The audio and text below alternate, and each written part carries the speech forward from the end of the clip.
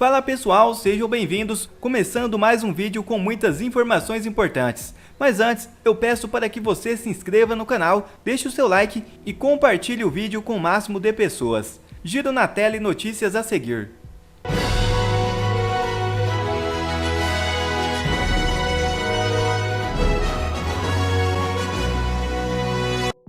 Deputado Felipe Barros critica abusos do STF e aponta solução para parar ministros. Veja o vídeo. O marco temporal das terras indígenas, na sexta-feira, em resposta à decisão do STF, a bancada do Agro protocolou uma proposta de emenda à Constituição para definir, então, a tese do marco temporal. O presidente da Frente Parlamentar da Agropecuária, o deputado Pedro Lupion, pediu a aprovação do marco temporal no Senado. Nós precisamos reagir. Para isso, nós temos que aprovar o marco temporal no Senado, temos que trabalhar com a PEC do Alceu na Câmara, temos que trabalhar com a PEC do senador Irã no Senado e fazer com que a gente seja vitorioso para defender os interesses do produtor rural do Brasil. Eu e cada um de vocês foi eleito para isso. Eu estou fazendo esse vídeo para fazer um apelo. Agora é hora de unidade, é hora de trabalhar em conjunto, é hora de estratégia e de cada um dos mais de 300 parlamentares que estão nessa frente fazerem valer a sua assinatura na Frente Parlamentar da Agropecuária. O senador Plínio Valério afirmou que o STF está interferindo na competência de outro poder. Amazonas é vítima dessa política higienista, dessa política financiada por estrangeiros que mandam no Ministério do Meio Ambiente, mandam no INCRA, no IBAMA e na FUNAI. Os pequenos agricultores estão sendo expulsos sobre uma suposta área indígena que vai ser demarcada. Estão ampliando a área indígena para impedir a exploração do potássio. Então, não, porque isso é protelatório, isso é coisa do governo que quer vir para cá para tentar manipular e é hora de votar. E essa coisa, eu não ouvi nem na Câmara só de Manaus, onde eu fui vereador. Nem como vereador de Manaus eu tinha receio do Supremo. A gente fazia nossas leis porque era a nossa obrigação.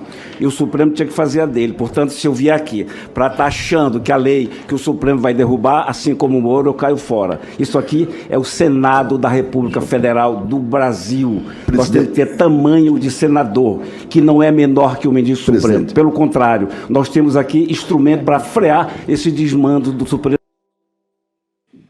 Ana, então é isso. A gente tem um direito natural, o direito de propriedade muito ameaçado no Brasil, não só por conta dessa questão do marco temporal das terras indígenas, mas também por conta de outra decisão do STF, que é aquela que autoriza a desapropriação de áreas produtivas também. Então, a situação ela é muito preocupante e isso nos empurra, de alguma forma, para a anarquia. Pois é, Lacombe, eu não vou nem me estender muito, porque nós temos um membro do parlamento com a gente hoje aqui e eu estou curiosa para ouvi-lo. Porque o Toffoli, essa turma do STF, eles estão ali para reescrever a história quando não querem apagá-la, né? Que é o que nós temos visto, principalmente o Toffoli aí agora quis apagar uma grande parte da Lava Jato, como se mais 11, 12, 13 países não estivessem dentro desse contexto todo.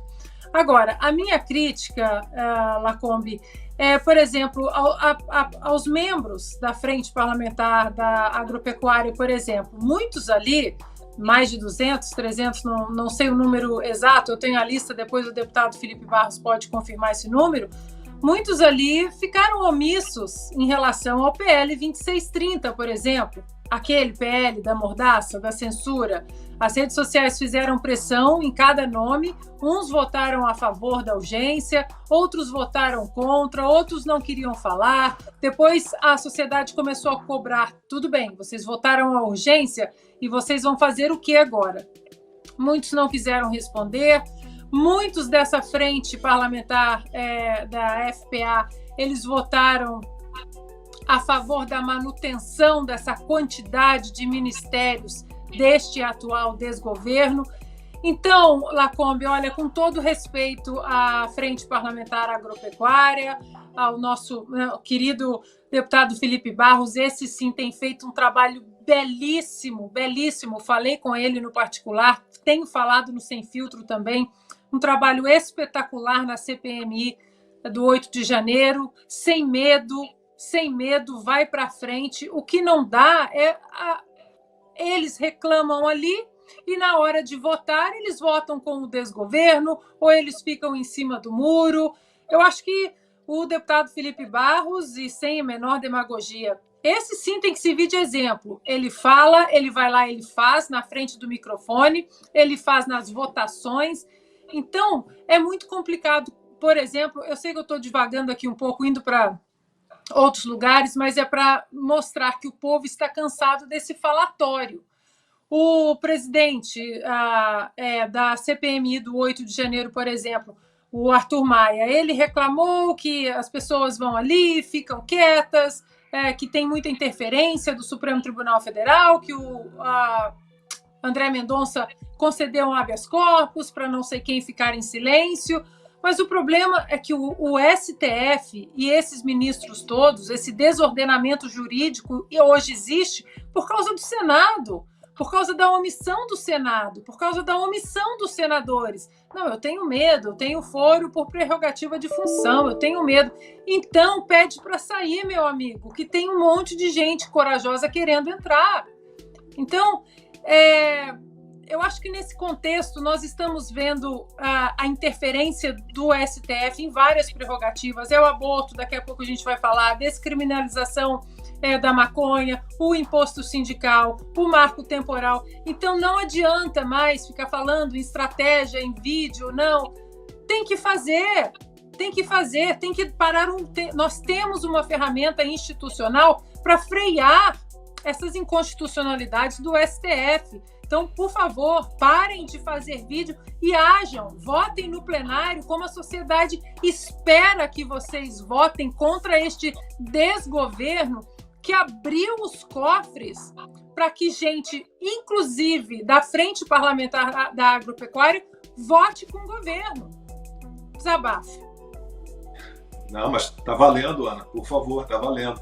E, deputado, fico eu aqui pensando, a Ana cita, e com razão, o Senado Federal, a gente pode pensar no papel do Congresso, que a gente está aguardando que faça alguma coisa, e faço aqui também uma crítica aos jornalistas, de um modo geral, a velha imprensa, que também está aí quietinha, até pior do que isso, apoiando um mundo de ilegalidades, arbitrariedades e abusos. Então, a pergunta para a gente começar a nossa conversa com o senhor é essa: quando é que o Supremo vai parar de agir como legislativo? Porque eu já cansei de ouvir essa historinha, mas é porque o legislativo é omisso. Bom, no caso do marco temporal não é, no caso do aborto não é, né? Não tem omissão alguma. E o raciocínio também não vale pelo seguinte: mas mesmo que o legislativo estivesse sendo omisso em algum caso, algo que fosse ligado ao papel do legislativo,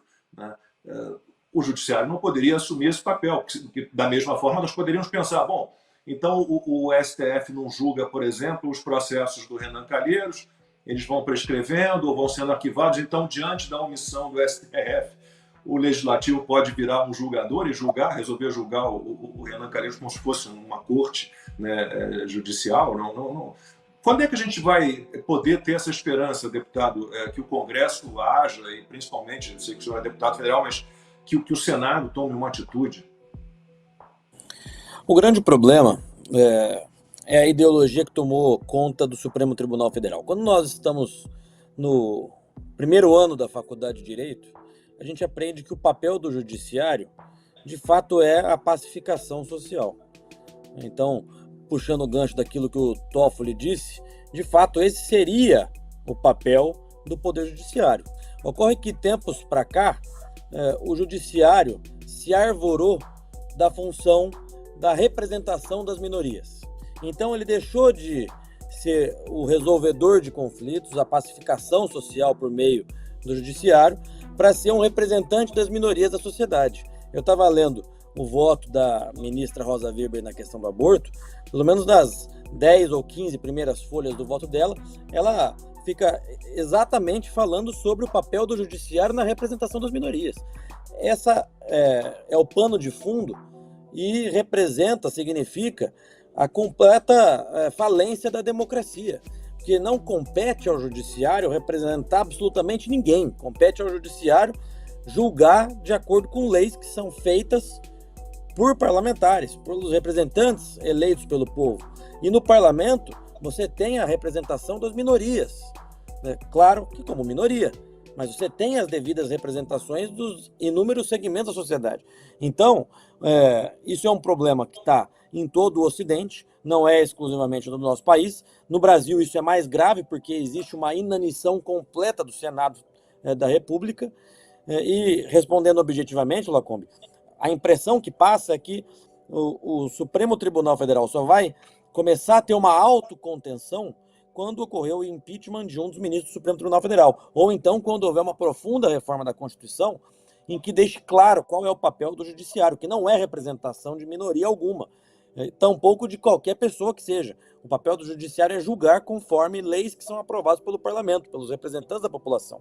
Em relação especificamente a essa questão do marco temporal, né, é uma afronta ainda maior, porque a Câmara já aprovou e uma PEC está no Senado da República, pronta para ser votada, deve ser votada nas próximas semanas. Né? Além disso, você tem inúmeras questões que envolvem essas demarcações de terras indígenas. A primeira delas é a soberania nacional. Outra questão é que você tem uma enorme quantidade de áreas que foram desapropriadas no passado e que os proprietários sequer foram pagos pelo Estado das suas áreas que foram expropriadas pelo Estado brasileiro. Então, é um problema mais profundo do que esse que o Supremo Tribunal Federal simplesmente julga sem considerar essas variáveis. Jair Bolsonaro faz forte pronunciamento no CEPAC Brasil 2023. Veja o vídeo. Presença do nosso Donald Trump, que, se Deus quiser, voltará à presidência o ano que vem. E assim a direita vai mostrando cada vez mais o seu valor pelo mundo. Cumprimentar aqui meu filho Eduardo, jovem papai, depois de 4 netas, um netinho para mim, estou muito feliz com isso, e ele voltará hoje aqui para o DF, né, que afinal de contas tem que ficar ao lado do seu rebento aí. Além de Eduardo, cumprimentar o Zuco, Rio Grande do Sul, Carmelo Neto, Ceará, Hélio Negão, do Rio de Janeiro, meu irmão Hélio, Príncipe Luiz Felipe, de São Paulo, Felipe Barros, Paraná, nosso Polon, MS, Capitão Augusto, São Paulo, André Fernandes, Ceará, Gaia, Goiás, amanhã devemos estar juntos em Goiás, Gaia, Nicolas, em Minas Gerais, futuro papai, Bruno Engel, nosso futuro prefeito aí de BH. E também saudar, né? O Willi, o Paulo Eduardo Martins, velho colega meu da Câmara dos Deputados, uma pessoa excepcional, e o Sérgio Santana pela organização do grupo. A direita sempre esteve unida. O que nos falta é cada vez mais nós acertarmos o nosso norte. Como um todo, estamos indo bem. Começamos muito tarde em relação à esquerda, que digo sempre, não são adversários, são inimigos da humanidade, inimigos do cidadão, inimigos da liberdade. Mas tudo muda, tudo passa, e creio eu que ao longo desses últimos 4 anos, quando estive à frente da presidência, serviu para despertar milhões de pessoas pelo Brasil do que realmente é a direita, do que são os conservadores e quão importante estarmos na política e bastante afinados para o futuro da nossa nação. E certas coisas que a gente não dava valor há pouco tempo atrás, que achavam que eram bens duráveis, né, ou bens pétreos, nós estamos vendo que não é bem assim. O mais importante, que é o primeiro deles, logicamente depois da vida, que não discute, né, é a nossa liberdade. Não é apenas de ir e vir, é de expressão, que é muito importante, que é pelo debate, é pelo embate, é pelo confronto de ideias que nós evoluímos aqui em nosso Brasil. Eu lembro, eu estava conversando agora há pouco com o Tércio, está do meu lado aqui, ele está na dúvida se vai torcer para o São Paulo ou para o Flamengo, mas está aqui do meu lado. Estava vendo aqui que há poucas décadas, em 70, eu estava sozinho, 15 anos de idade, eu descobri o que é a esquerda no Brasil. E depois, quando cheguei em 91 na Câmara, o que alguns de vocês sofrem hoje, junta todos vocês, era o que eu passava sozinho em 1991. Então, isso serviu para forjar a gente, nos preparar para embates mais difíceis. Hoje eu fico feliz porque temos dezenas de parlamentares na Câmara e no Senado, bem como em Assembleia Legislativa de câmaras municipais que pensam de maneira semelhante. E nós podemos, com toda certeza, cada vez mais proporcionar ao nosso povo dias melhores. E mais do que esperança, a certeza que o Brasil realmente um dia ocupará o seu local de destaque na humanidade. Hoje de manhã, eu falei com um grupo nosso que estava na Suíça, a Vuonix, e fomos muito bem recebidos também e trocamos algumas ideias nesse sentido. Então esse movimento serve cada vez mais para nos aqui interarmos e interagirmos para o bem do nosso Brasil. Faço um apelo para quem nos está nos assistindo. Temos eleições municipais no ano que vem. Estamos acertando o partido, aparecem alguns problemas. Conversei com o nosso presidente a semana passada. Se Deus quiser, vamos resolver a questão do Ceará. Temos alguns outros problemas por aí. Vamos pintar alguns problemas em São Paulo. A gente vai resolver isso tudo. E convidar, né? Ou até convocar, se eu tivesse esse poder, pessoas bem intencionadas que entram no partido e disputem prefeituras e o que é muito importante, as câmaras municipais. Jovens, homens e mulheres nas câmaras municipais. Eu comecei lá, o Nicolas também começou por lá e é o primeiro degrau na política. Então, essas eleições do ano que vem serão um marco para todos nós. E o futuro, a Deus pertence. Cumprimentar também aqui o velho Magno Malta. Bom, quer receber mais conteúdos como esse? Então inscreva-se agora mesmo no canal, deixe o seu like e compartilhe o vídeo com o máximo de pessoas. Assim você vai estar me ajudando demais. Fico por aqui, um forte abraço e que Deus abençoe a todos. Brasil acima de tudo e Deus acima de todos.